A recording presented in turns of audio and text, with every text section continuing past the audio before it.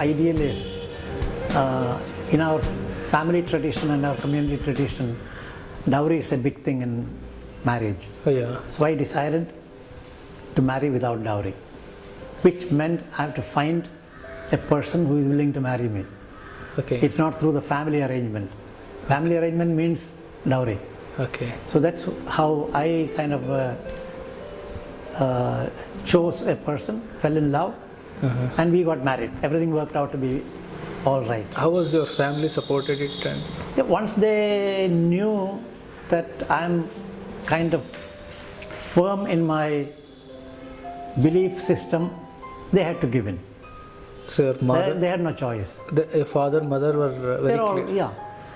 They didn't want to intervene and Well, they minor protests were there, but nothing major. okay.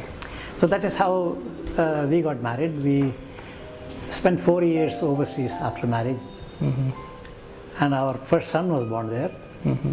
Second and third sons were born here, and all of us went back to United States in 74 to 76 and lived there. By then you had all the 3 children. Yeah, all the 3 children. Okay. The youngest was very small, the oldest was about 10 years old.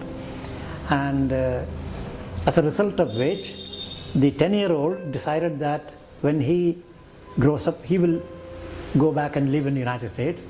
The second and third decided that they will never go back to the United States, they will stay in India. What could be the reasons? Okay. Pardon? What could be the reasons why they didn't want to go? These are all, these are their own reasons, their own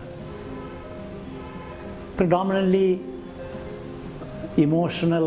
Okay. I mean, in other words, emotional in the sense it is a non-rational. I mean, we make a lot of decisions which are not Rational. rational or logical. You make a decision and you justify it. So both of them, in spite of a lot of opportunities to work outside India, have chosen to work only in India. Based on your ethics, ethos, the way you brought up the social justice. I don't know. I think each person thinks for himself. Lots of freedom have been given, so whichever way they want to decide, we would have supported them. There's no question of any external influence from parents to them, what to do, where to choose their careers and all that. Yeah. How is this family that has helped you to continue your pursuit of the knowledge and work? Yeah, I mean, they're fully understanding and appreciative at the intellectual level. When it comes to the emotional level, they may feel that my priority is not family but outside, but that's not quite true. That's all a matter of how you interpret. What glass do you look at? If you look through yellow glass, everything looks yellow. There is nothing that I have avoided in any way that is required. What are certain difficult circumstances which you couldn't really do so much to the family, but in the pursuit of research? No, I don't think there is any element of that that I can think of. Education wise, if children had any particular need, I was here for them. But my international travels, family members might have felt that I'm traveling, ignoring their needs at that particular time, but that's something that everyone has to understand, that calling in a particular profession is also important. If you didn't do that, you're not fulfilling your moral obligation.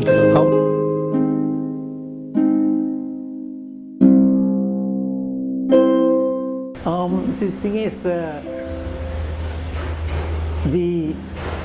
she leaves me alone with whatever I do. Intellectually, she understands, appreciates. So that was a great help.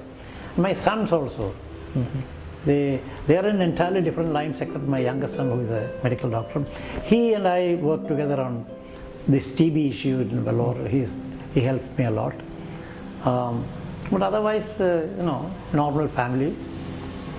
they leave me to pursue these kind of hobbies of my own. They have their own hobbies. Okay. So, What are the two things which you really love, the qualities from your wife? tolerance. Okay. That in spite of all the feeling of that I love my work more than the family, I'm allowed to work. Okay. What are the couple of things which you expect her to change in case if you expect? No, I don't expect anyone to change. I accept everyone as they are.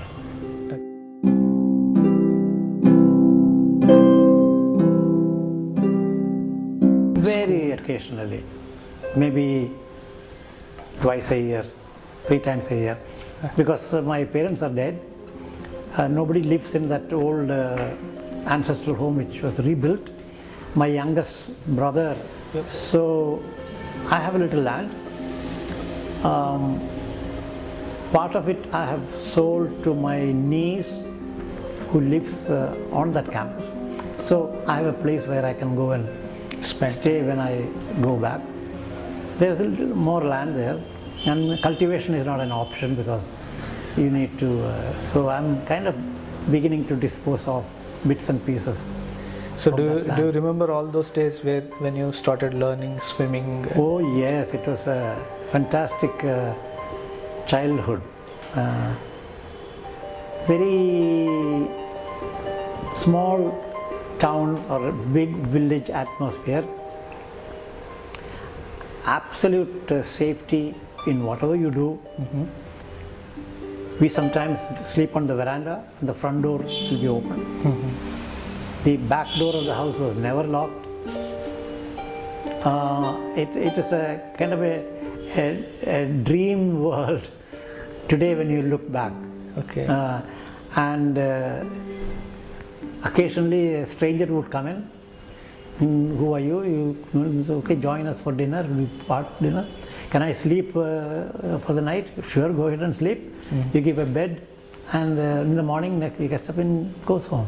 No, it's an old big house, as I said, because this house is old. I mean, this house is big because I grew up in a large house. Veranda upstairs and downstairs. 3 big rooms downstairs and 3 big rooms upstairs. Mm-hmm. Kitchen complex separate with a courtyard in the middle, the old traditional Kerala. So we had lots of visitors, and because your father was a professor. Yeah, a lot of students. One particular, I told you about a Swami whom I met in medical college who helped me in making decisions. He said, it's not what you do, but how you do what you do. Mm-hmm. That gentleman was a wandering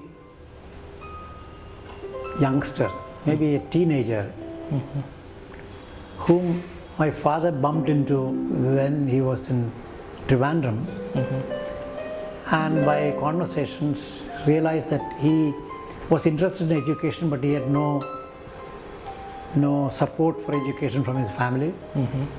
So my father brought him to my house, gave the clothes of my older brother, took him to college, arranged scholarship, and he studied in college and passed his MA and became a sannyasi kind of guru like person. That is, when he came back to Trivandrum, so that was the association that he came and saw me for his ENT disease. We all participated in festivals together. We celebrated, of course, Ganesh Chaturthi and Diwali were not festivals that Kerala people generally celebrated. Okay. But the Christian Christmas was celebrated by everybody. Onam was celebrated by everybody. Muslim celebrations were a little more family oriented, but they would send us biryani and that kind of camaraderie was there. Nobody ever thought about the differences among the people. We all participated in all festivals, everybody together, sent food back and forth to neighbors. It's a very idyllic and idealistic environment. We had a 5-acre land full of trees. I used to climb on trees and pluck fruits and eat. And Okay. we had cows, so you would tend to cows. You will collect grass and feed them. There were people who were responsible for milking the cow. But I have taken them out grazing and collected grass and given them. So we were, except for rice and salt, Okay. most of the other food items were produced in our, rice with tapioca and turmeric and ginger and Everything produced. chilies and even coffee. We had coffee beans, and it will be ground and roasted, and coffee is made out of that, and so all kinds of jackfruit and mangoes. And so I grew up in that environment, and that is why today tree planting is a hobby for me. Okay. And I tend to collect exotic or unusual plants and try to propagate them Okay. locally. Okay. It's wonderful. Wonderful childhood you had. Yeah.